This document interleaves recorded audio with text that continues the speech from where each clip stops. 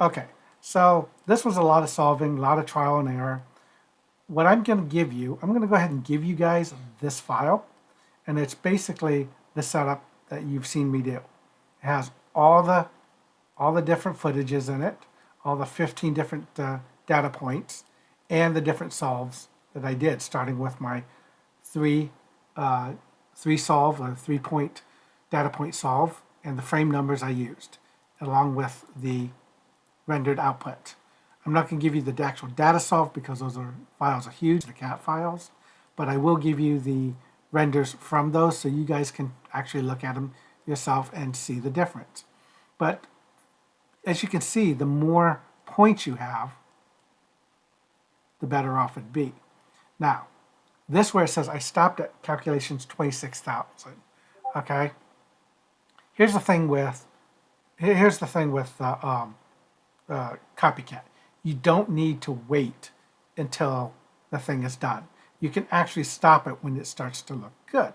So if we come over here, all right, I will save this into a different area just so I can let's create a new folder called temp. All right, so when I kick off this data point here, training model, let's reduce this. Let's reduce that. And turn off human. I want this to go quick as an example. Okay, we're going to go ahead and let it start calculating. And when this starts to pop up here, all right, this is why this is very, very important. As you can see, its output, this is what it starts with, what it should be, and what it's going to output. Obviously does not look anything like what it's supposed to. Okay? But eventually, this will. So I'm going to go ahead and let it run for a while, and then you'll see exactly what I mean.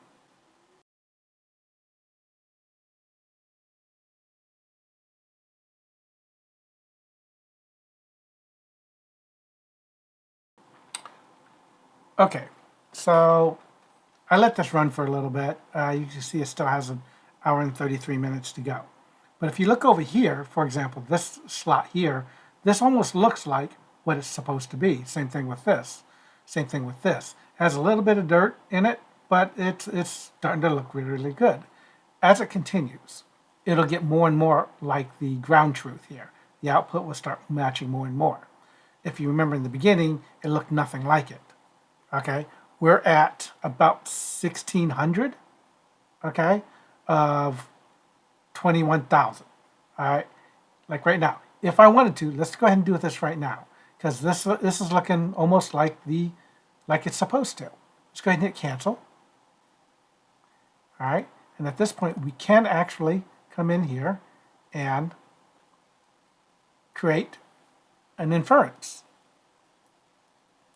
And it will take, it was at what, 1,600 or something like that. So this says it's 1,667. Okay, so that means it stopped around 1,600 for its solve. All right, come in here. Let's take a look at it, and sure enough, there it is. Does it look like this? No, because this took a long time to solve. Okay, so. But again, we could, in theory, add all this stuff here to help reduce the noise. All right, again, there is dirt here, but it's like, all right, you know what? I think we need to let it solve just a little bit longer. We can come in here and just resume training from where it left off at 1,600. So there you go, 1,600, and it's counting up, and it will continue on doing its thing.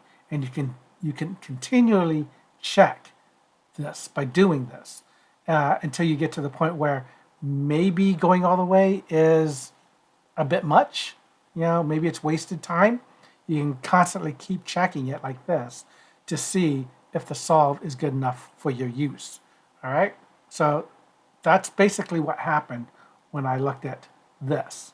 When I was doing this, I got to around 26,000 calculation. It looked really good, so I went ahead and stopped it. And I think the total was like 75,000, I believe the calculation was. I can't remember. It was pretty big. But I looked at it at 26,000. It looked good, so I stopped it and basically did what you just saw me do there. You can do that with any solve that you do, whether it be removing tracking markers, putting something on, a patch like we did with the scar, or, roto. So, yeah, consider that when you're looking at this. Don't just set it and forget it. Always be looking at this. Also, this is another good indication. Closer it gets to 0, 0 on this line, because up and down, all right, closer it gets to the bottom line, the better. When it gets this far out, you can use this button to zoom in. And as you can see, it's still not quite to 0, because here's 0 right here. All right. So it's still going. And the flatter this is, the better your solve is. Okay. So a combination between this, and just watching it, you may not need to go all the way, in this case, to 21,000. Maybe I only need to go to 10,000. All right. I don't know. So again, this is something else that you can look at to help reduce the time on your solve by not going all the way to the end.